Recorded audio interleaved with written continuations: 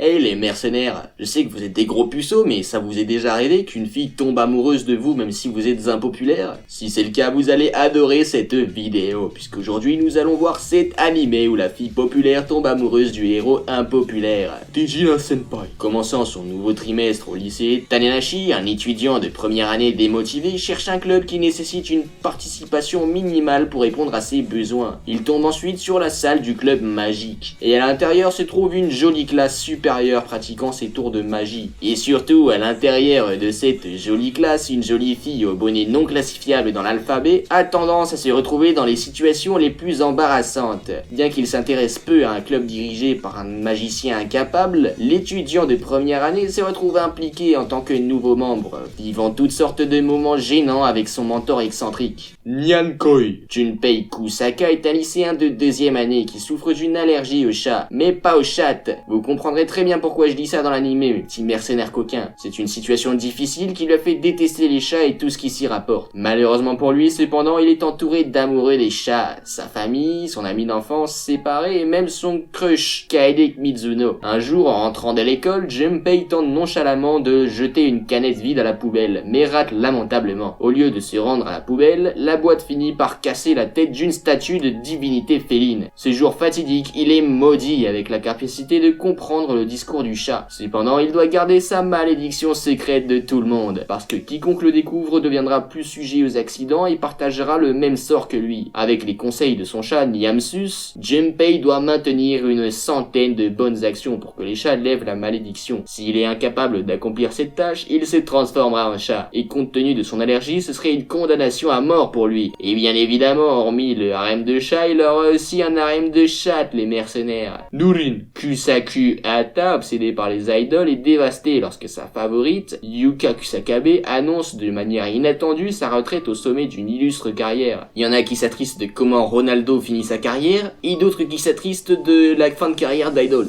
Pas le même niveau de testostérone. En tant que plus grand fan de Yuka, cette nouvelle s'avère plus difficile qu'il ne peut le supporter. Secoué au plus profond de lui-même, il sombre dans la dépression et se place dans l'isolement qu'il s'impose. Cependant, le jour où ses amis ont réussi à le convaincre de retourner à l'école, il a une agréable surprise, très agréable. Il s'avère que son idole bien-aimé, sous l'apparence de Ringo Kinoshita, a été transféré dans sa classe, comme par hasard. Ce développement miraculeux remplit Kusaku d'une nouvelle détermination. Alors qu'il se consacre à profiter de l'opportunité unique de sa vie, avec le soutien de son professeur et de ses amis, Kusaku s'efforce de se rapprocher de la fille de ses rêves et de découvrir la raison de sa retraite de l'industrie du divertissement. Et évidemment, romance il y aura entre cette fille super populaire et ce gros baveux. Sarenai héroïne no sodatekata. Tomoya Aki, un otaku, est obsédé par la collection d'animés et de romans légers depuis des années. Disons les termes, on dit léger mais on parle ici de romans porno, s'attachant à diverses séries avec des histoires et des personnages captivants. Très captivants les mercenaires. Maintenant il va avoir une chance d'offrir la même expérience aux autres en créant son propre jeu. Mais malheureusement, Tomoya ne peut pas faire cette tâche par lui-même. Il recrute avec succès son ami d'enfance Iriri Spencer Sawamura pour illustrer et l'élitiste Utaha Kasumigoka pour écrire le scénario de son roman visuel. Pendant qu'il réalise. Super groupe désormais en main, Tomoya n'a plus besoin que d'une inspiration pour fonder son projet et rencontre par chance la belle et docile Megumi Katu, sur qui il modèle ensuite son personnage principal, un peu creepy. À l'aide de ses connaissances, Tomoya crée un nouveau cercle de doujin dans l'espoir de toucher le cœur de ceux qui jouent à leur jeu. Ce qu'il ne réalise pas, c'est que pour invoquer ses émotions, les créateurs ont dû éprouver les mêmes sentiments dans leur propre vie. Tiens donc. Amatsuyu Juro Kisaragi est un lycéen tout à fait moyen qui a 2 rendez-vous en un week-end avec la présidente du conseil étudiant Sakura Cosmos, Akino le samedi, puis avec son ami d'enfance Aoi Imawari Hinata le dimanche. Titi me preguntó si tengo muchas novias.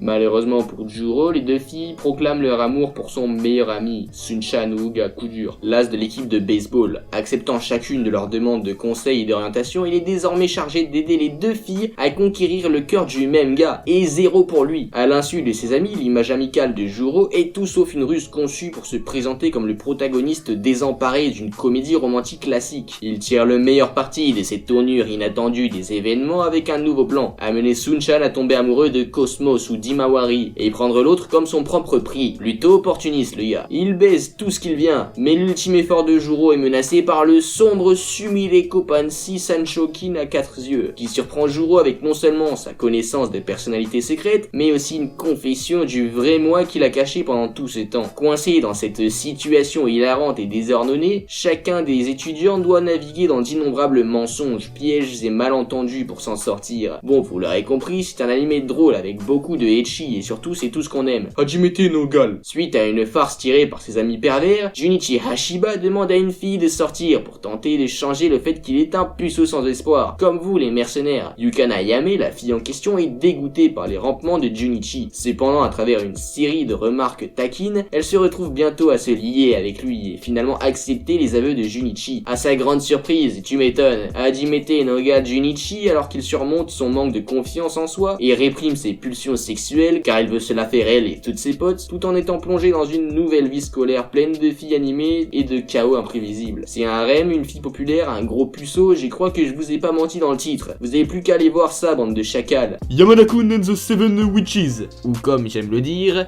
Yamada-kun and the Seven Bitches. lorsque Ryu Yamada est entré au lycée, il voulait tourner une nouvelle page et mener une vie scolaire productive. Il voulait, comme moi finalement. C'est pourquoi il a choisi d'assister à Suzaku Heights, où personne ne saurait connaître sa violente réputation de délinquant. Cependant, à la grande consternation de Ryu, il s'ennuie bientôt. Maintenant une deuxième année, Ryu est revenu à ses anciennes habitudes, paresseux avec des notes abyssales, et toujours en train de se battre. Toujours comme moi, ah là là. Un jour, de retour d'une autre visite de bureau, Ryu rencontre Urara Shiraishi, une belle étudiante honorée. Un faux pas les fait tomber tous les deux dans les escaliers, se terminant par un baiser accidentel. Bah voyons, comme par hasard. Ne retentez bien évidemment pas cela chez vous, vous avez plus de chances d'aller à l'hôpital que d'embrasser votre crush en tombant. Le couple découvre qu'ils peuvent changer de corps avec un baiser, une capacité qui s'avérera à la fois pratique et gênante. Apprenant leur nouveau pouvoir, Toranosuke Miyamura, un officier du conseil étudiant et l'unique membre du Supernatural Studies Club, les recrute pour le club,